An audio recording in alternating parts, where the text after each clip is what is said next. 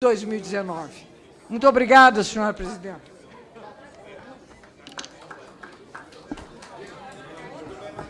Com a palavra, deputado Sérgio Vidigal, pelo prazo de 10 minutos. Senhora presidente, senhores e senhoras parlamentares, nós estamos discutindo hoje um tema que é um tema complexo no mundo inteiro. Não é só no Brasil que a reforma da Previdência ela é problemática. Mas aqui no país, a nossa situação é muito mais grave em relação ao debate dessa reforma. E é muito importante que nós tenhamos a oportunidade de falar para o país o que significa essa reforma. O argumento principal da reforma é que ela vai acabar com o privilégio. Eu estou nessa casa há 4 anos. E toda vez, quando vê um projeto que vai penalizar privilégio, essa casa enche. Porque os privilegiados não estão aqui, sabe por quê? Porque eles não serão penalizados com a reforma da Previdência. Quem será penalizado com a reforma da Previdência é o trabalhador. É aquele que recebe hoje, no máximo, 2 salários mínimos. Eu quero aqui parabenizar o nosso partido, na pessoa do nosso deputado Afonso Mota, do deputado Gil Coutrinho, do deputado Eduardo Bismarck, que apresentaram aqui um voto em separado. E é importante que o debate do voto separado, o PDT, ele não é contra a reforma, muito pelo contrário, todos nós somos favoráveis a reformas. Lembro muito bem que quando Martim Lutero veio com a reforma protestante, ela foi importantíssima, apesar que eu quero dizer para os nossos amigos cristãos que precisamos de uma nova reforma nesse país. Mas eu quero aqui registrar, porque tem dito com frequência que os parlamentares que são contrários a esse modelo de reforma é porque eles são privilegiados. Eu quero registrar, presidente, que eu sou médico há 38 anos. Minha profissão, médico. Vou me aposentar como médico. Estou na vida pública há vários anos, mas não serei beneficiado por nenhum tipo de previdência parlamentar, como disse aqui um parlamentar hoje dessa casa, que eu fiquei muito triste quando ouvi do parlamentar dizendo, olha, eles votam contra porque são beneficiados. Nós não seremos beneficiados, muito pelo contrário, me sinto orgulhoso porque a profissão que eu escolhi não foi político. A profissão que eu escolhi foi ser médico, e é dela que eu quero me aposentar.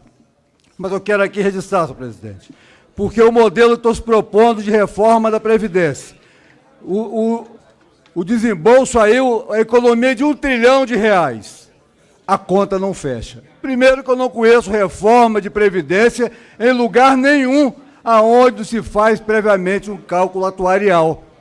A Previdência está falida? Está. Mas não é a Previdência, o regime geral da Previdência está falido, não. Está falida a Previdência das estatais, está falida a Previdência de estados, de municípios, porque brincaram com o dinheiro público. Brincaram com o dinheiro público. Nós sabemos muito bem que até 2015, a Previdência brasileira, o regime geral, ele era superavitário. Por que ele era superavitário?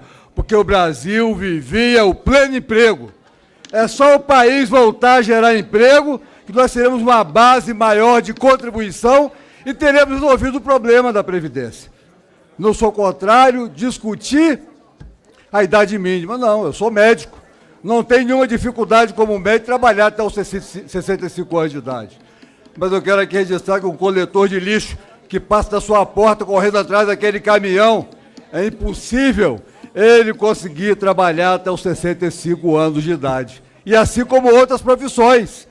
É importante lembrar que o trabalhador na área rural, ele tem uma expectativa de vida menor do que a nossa, porque a sua qualidade de vida também é menor. Então não podemos aqui tratar os iguais diferentes, os diferentes iguais, até porque isso fere a nossa Constituição. E por essa razão, senhor presidente, a gente está observando aonde vai tirar o recurso. Primeiro, nós vamos tirar do PIS/PASEP, que é do abono salarial. Hoje são 23 bilhões de brasileiros que ganham até 2 salários mínimos, que recebem um salário anual. Como se o salário mínimo serviço para esse trabalhador aplicar dinheiro no mercado financeiro, mandar dinheiro para banco no exterior, ou, de repente, comprar qualquer tipo de imóvel de custo alto. Esse salário vai lhe permitir que ele possa botar um alimento melhor dentro de casa, que ele possa dar um pouco mais de transporte coletivo, que ele possa comprar uma roupa nova para os seus filhos no dia do aniversário. Isso no máximo, no máximo. E esses 20 milhões de trabalhadores que hoje são beneficiados, 23 milhões, somente 3 milhões passarão a receber o abono do PIS/PASEP e será em cima de um salário mínimo. E o que é mais grave, também será proporcional ao tempo trabalhado. Nós sabemos muito bem que o trabalhador na área rural, o seu trabalho é sazonal. Ele trabalha 3, 4 meses e posteriormente está desempregado. E nós vamos pagar ele exatamente proporcional. Mas o que é mais grave, senhoras e senhores deputados, é que esse recurso não é da Previdência. Esse recurso é do Fundo do Amparo do Trabalhador. E a quem pertence esse recurso? Ao trabalhador. O recurso é do trabalhador, vão tirar dele para poder fazer superávit nesse país. Isso é brincadeira. E é importante que o trabalhador esteja ouvindo para saber aonde vai se mexer na reforma da Previdência. Eu lembro muito bem, senhora presidente, que como deputado aqui, essa ladainha era a mesma na reforma trabalhista. A mesma ladainha. Vamos fazer uma reforma trabalhista, sabe por quê? Porque o mercado quer investir e só consegue investir se tiver segurança jurídica. Só assim eles vão investir e vai voltar a gerar emprego para o nosso país. Aprovou-se dessa casa a reforma trabalhista, não com meu voto, porque eu jamais seria traidor do trabalhador brasileiro. Jamais seria traidor do trabalhador brasileiro.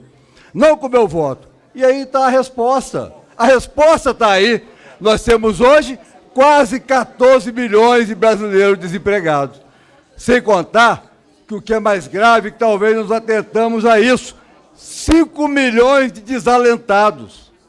O que significa isso? São 5 milhões de trabalhadores que desistiram de buscar um emprego, desistiram de buscar oportunidade de trabalho, sem contar os que estão no subemprego. E nós vamos aqui dizer que a reforma da Previdência vai resolver o problema do país. Eu queria um governo de coragem. Eu queria um governo que tivesse peito e tirasse da onde tem que tirar e da onde tem. Olha o orçamento da União. Vocês vão observar que quase 40% do orçamento da União é para pagar o quê? Dívida pública, amortização e juros da dívida. Vamos fazer a auditagem da dívida. É 1 trilhão e 100 bilhões de reais por ano. Nós estamos discutindo aqui a economia de 1 trilhão de reais. É preciso que se faça uma reflexão. Quando fala em capitalização, aí que a tristeza aumenta. Porque nós temos que garantir ao trabalhador brasileiro o regime geral da Previdência Social, aqueles que ganham até 5 salários mínimos. E vou dizer por quê. Aqui no Brasil, já tivemos um monte de instituição de capitalização. Quem não se lembra da CAPEM? Quem não se lembra da CAPEM? Quantas instituições financeiras que alguém aplicou suas economias e depois ela faliu.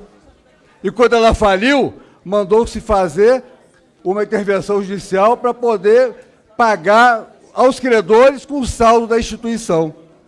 Você imagine fazer isso com o trabalhador brasileiro, com aquele que hoje precisa de até 2 salários mínimos para sobreviver? Nós temos que ter responsabilidade nessa casa.